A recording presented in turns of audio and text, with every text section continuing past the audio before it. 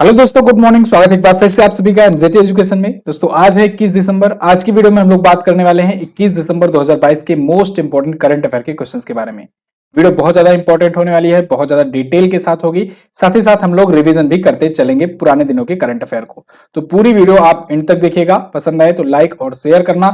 Channel पर नए आए हो तो चैनल को सब्सक्राइब कर लो हाईएस्ट क्वालिटी कंटेंट पाने के लिए करंट अफेयर में। आगे बढ़ने से पहले हम लोग कल का क्विकली रिवीजन करेंगे। अभी सरगम कौशल दोस्तों मिसेज वर्ल्ड 2022 विजेता बन गई हैं। 21 साल बाद भारत को यह खिताब दोबारा से मिला है। अभी हाल ही में जारी वैज्ञानिक प्रकाशन की वैश्विक रिपोर्ट में भारत तीसरे स्थान पर आया हुआ है। पहले पर चाइना, दूसरे पर अमेरिका और तीसरे पर भारत है। नासा ने दोस्तों पृथ्वी के जल सर्वेक्षण करने के लिए अंतरराष्ट्रीय मिशन सोट लॉन्च किया है। और अभी आयरलैंड के नए प्राइम मिनिस्टर बन गए हैं लियो वराडकर, जो कि भारतीय मूल के हैं। और सोनाक्षी सिन्हा पेटा इंडिया की पर्सन ऑफ द ईयर चुनी गई हैं। इसके अलावा नेत्रहीन टी20 क्रिकेट विश्व कप का खिताब इंडिया ने जीत लिया है। लगातार तीसरी बार भारत में ही ये आयोजित भी किया गया था। नई दिल्ली में प्रशासन गांव की ओर अभियान का उद्घाटन किया गया। और अभी क्लाउडिन गे ये हार्वर्ड यूनिवर्सिटी की पहली अश्वेत महिला अध्यक्ष बनी हुई हैं। वैश्विक खाद्य सुरक्षा सूचकांक 2022 में फिनलैंड एक बार फिर से टॉप पर रहा। भारत की रैंक 68वीं रही। और भारत ने अभी स्पेन को हरा करके FIH नेशंस कप का खिताब जीत लिया है। ये भारतीय हॉकी महिला टीमों ने खिताब जीता हुआ है। ये टॉप 10 करंट अफेयर के क्वेश्चंस थे कल की वीडियो से, जिनका आपने किया क्विकली रिवीजन। अब बात करेंगे आज के करंट अफेयर की।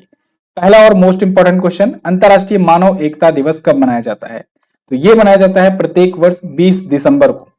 दोस्तों ह्यूमंस के बीच में एकता बनाए रखने के लिए, वो भी इंटरनेशनली, दुनिया भर के लोग आपस में एक साथ सामंजस्य के साथ रहें, एकता बना करके रखें, एकता की भावना हो, इसके लिए ये दिवस मनाया जाता है। यूनाइटेड नेशन के द्वारा ये मनाया जाता है इंटरनेशनल ह्यूमन सॉलिडेरिटी डे, जो कि 22 दिसंबर 2005 से शुरू किया गया था। इस बार की थीम रखी गई है promote solidarity among all the encourage people to work together towards eliminating hunger on a global scale. दोस्तों दुनिया भर में हंगर यानी भूख की समस्या से निपटने के लिए, दुनिया भर के लोगों को इनकरेज करने के लिए, एक साथ आने के लिए यह दिवस मनाया है। अच्छा, इस बार की थीम रखी गई है। ये थीम इतनी लंबी है कि ये पूछी नहीं जानी है। थीम जब भी छोटी हो तब आपको याद करना है। ये बात ध्यान रखोगे तो थीम वाला क्वेश्चन आपसे कभी गलत नहीं होगा। जितनी भी छोटी छोटी थीमें हैं सब याद कर डालो, ठीक है। यहां पर हम लोग रिवाइज करेंगे कुछ और जो दिवस आए हुए हैं दिसंबर महीने के अभी तक। जैसे 1 दिसंबर को वर्ल्ड एड्स दिवस मनाया गया, डे मनाया गया। 2 को विश्व कंप्यूटर साक्षरता दिवस, 2 को ही राष्ट्रीय प्रदूषण नियंत्रण दिवस, ये दोनों इंपॉर्टेंट है।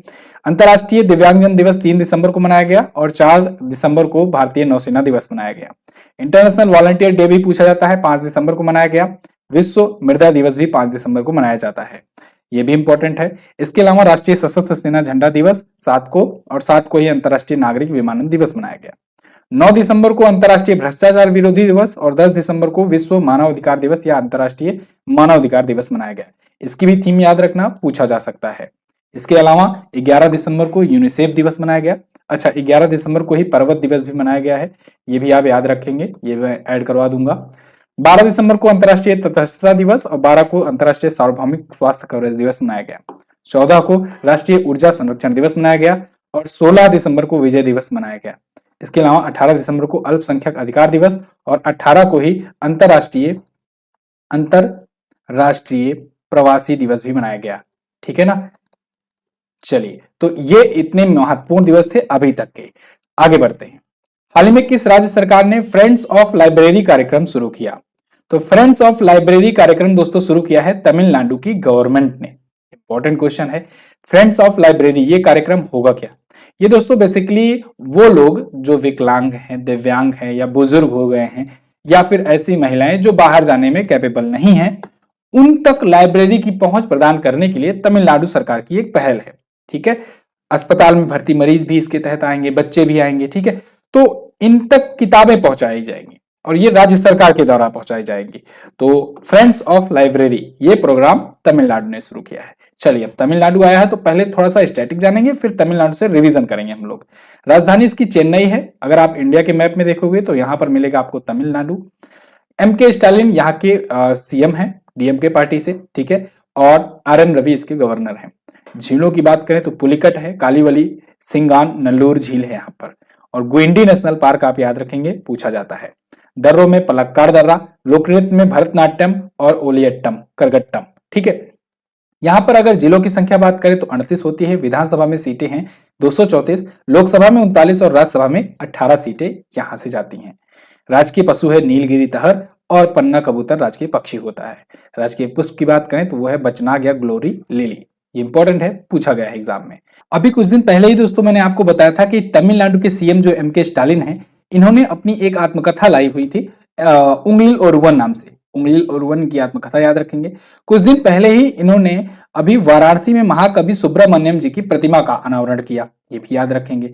इसके अलावा दोस्तों तमिलनाडु अपना जलवायु परिवर्तन मिशन शुरू करने वाला पहला राज्य बना है।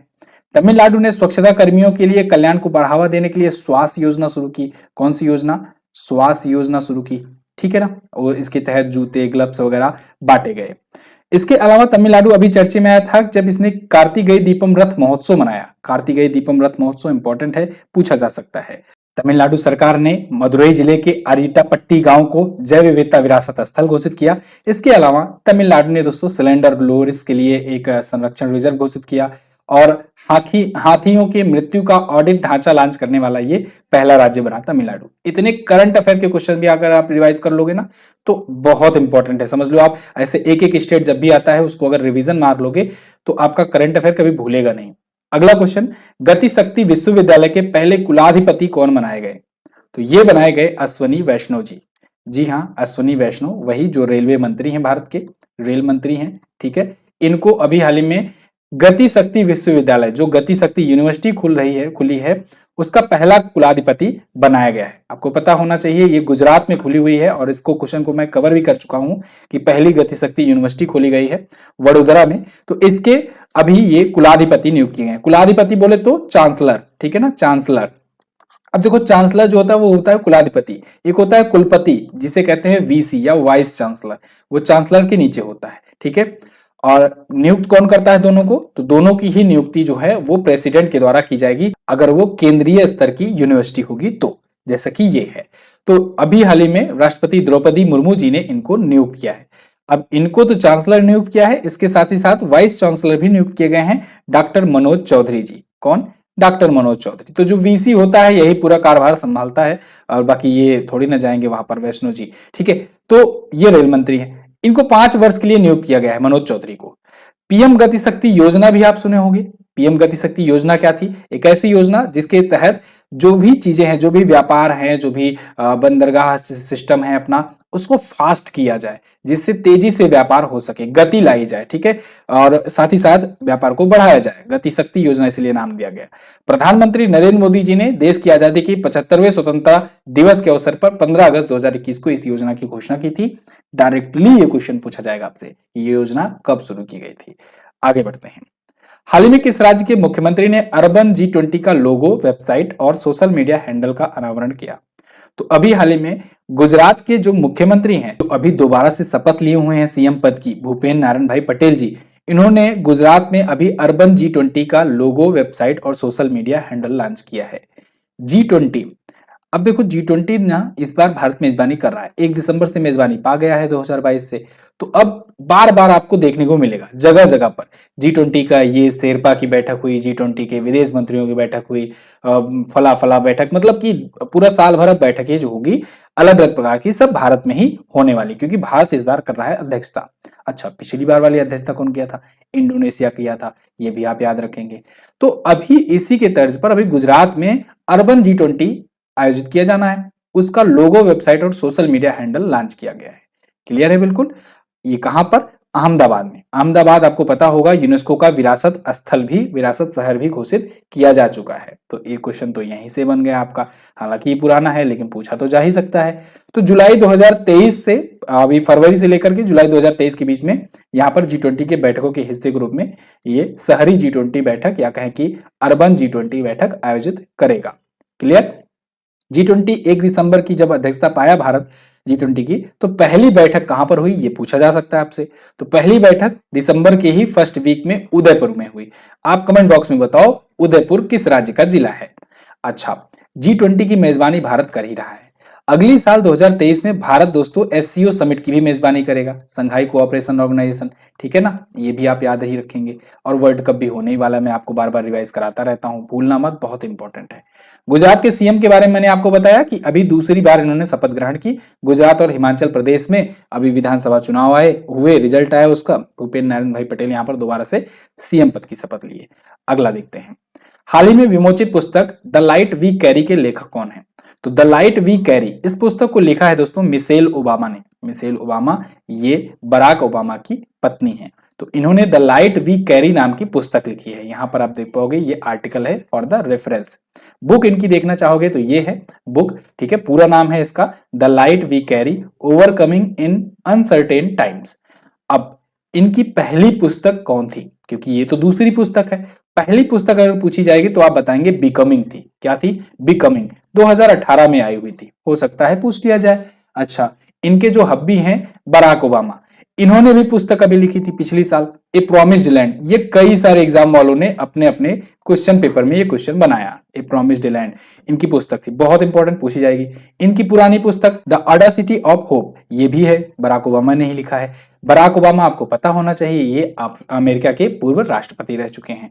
ओके, बहुत इंपॉर्टेंट बुक है वैसे ये द लाइट वी कैरी, ठीक है। आप लोग के लिए देखिए डाटा काफी मेहनत से इकट्ठा किया जाता है, कलेक्ट किया जाता है, तो प्लीज वीडियो को लाइक और शेयर जरूर कर दिया करो। लाइक और शेयर करते रहोगे ना दोस्तों तो मेरा मोटिवेशन बढ़ा रहेगा, और जब मोटिवेशन बढ़ा रहेगा तो मैं आपको और अच्छी अच्छी चीजें दूंगा।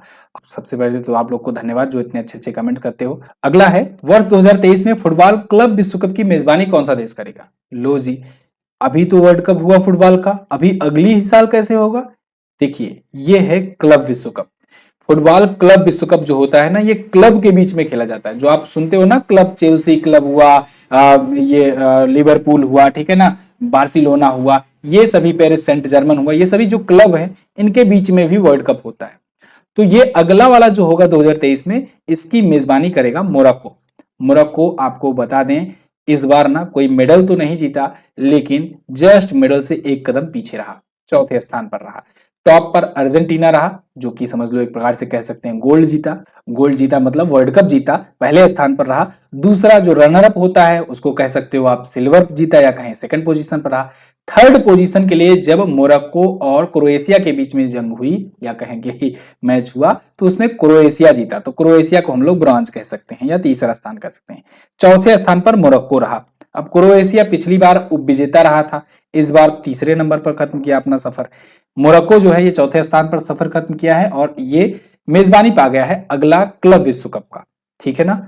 तो और फीफा वर्ल्ड कप तो पर तो मैंने वीडियो दी ही है, उससे तो डेफिनेटली एक क्वेश्चन बनेगा ही बनेगा। वो वीडियो नहीं देखे हो तो ऊपर कार्ड पर क्लिक करो और तुरंत जाओ देखो। अभी FIFA pickup Morocco to host club विश्व कप इन फरवरी 2023, तो फरवरी 2023 में होगा। इससे पहले मोरक्को 2 बार इस क्लब विश्व कप की मेजबानी कर चुका है, 2013 और 2014 में।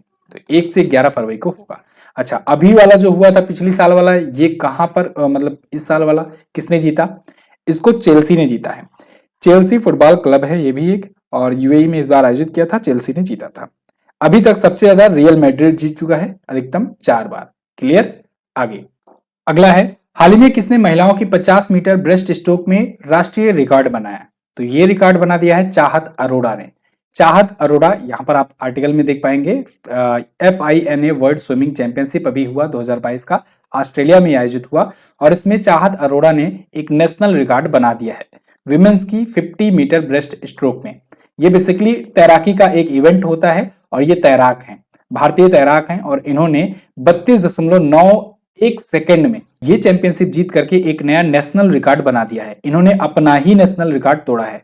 जो पिछला इनका रिकॉर्ड था 32.94 सेकंड का, उसको इन्होंने 32.91 सेकंड में पूरा करके रिकॉर्ड तोड़ दिया है।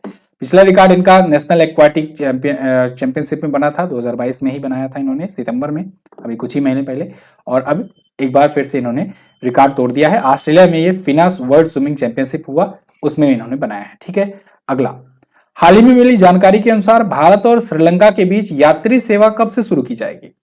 तो भारत और श्रीलंका के बीच यात्री सेवा जनवरी 2023 से शुरू होने जा रही है। ये एक अलग प्रकार की यात्री सेवा होगी, फेरी सर्विस होगी, मतलब नौका यात्री सेवा होगी एक प्रकार से। तो ये इंडिया और श्रीलंका के बीच में होगी। ठीक है, भारत के जाफना जिले और पुडुचेरी में कंकेसनथुराई बंदरगाह से श्रीलंका को कनेक्ट करेगी। दक्षिण भारत में श्रीलंका अगर बात करें तो त्रिकोणमाली और कोलंबो जो है वो कनेक्ट होगा। उत्तर भारत में जाफना जिला और पुडुचेरी में कंकेसनथुराई बंदरगाह जो है ये कनेक्ट होगा। तो आने वाले टाइम पर समझ लो यात्री परिवहन सेवाएं, ये नौका सेवाएं भारत और श्रीलंका के बीच में चलने लगेंगी। तो जनवरी 2023 से नए साल पर ये शुरू होने वाला है। अच्छा, एसएससी, एमटीएस और सीएचएसएल दोस्तों, इसके लिए जीएस स्पेशल बैच लाया गया है। आप लोग को ये जीएस बैच आपका 25 क्वेश्चन यानी कि 50 मार्क्स का क्वेश्चन ये पूरा का पूरा कंप्लीट कराएगा।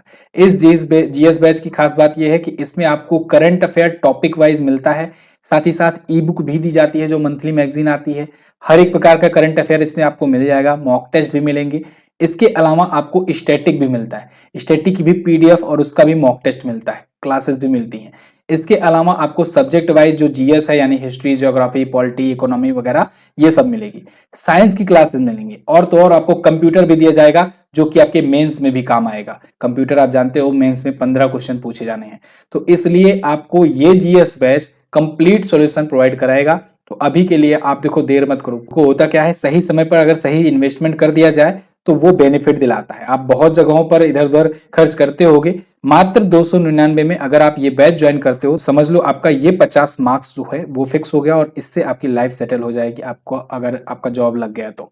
ठीक है, तो लिंक डिस्क्रिप्शन में दिया गया है, अभी के लिए मात्र 299 में है, आप जाकर के बैच ज्वाइन कर सकते हैं। एमजीटी ऐप ओपन कीजिएगा और अगर कोई भी दिक्कत आए तो वहां जगह जगह पर व्हाट्सएप का आइकॉन बना हुआ है, उसको टच कीजिए, व्हाट्सएप सपोर्ट आपको दिया जाएगा, तुरंत आपका जो है क्लियर किया जाएगा जो भी डाउट है। अगर आप हमारी किताब लेना चाहते हैं तो ये किताब भी अवेलेबल है, आप जाकर के इसे ले सकते हैं अमेजन से, इसका भी लिंक मैंने डिस्क्रिप्शन में दे दिया है। अगला क्वेश्चन है, हाल ही में भारतीय रेलवे ने कहां पर देश की सबसे लंबी एस्केप टनल को खोला?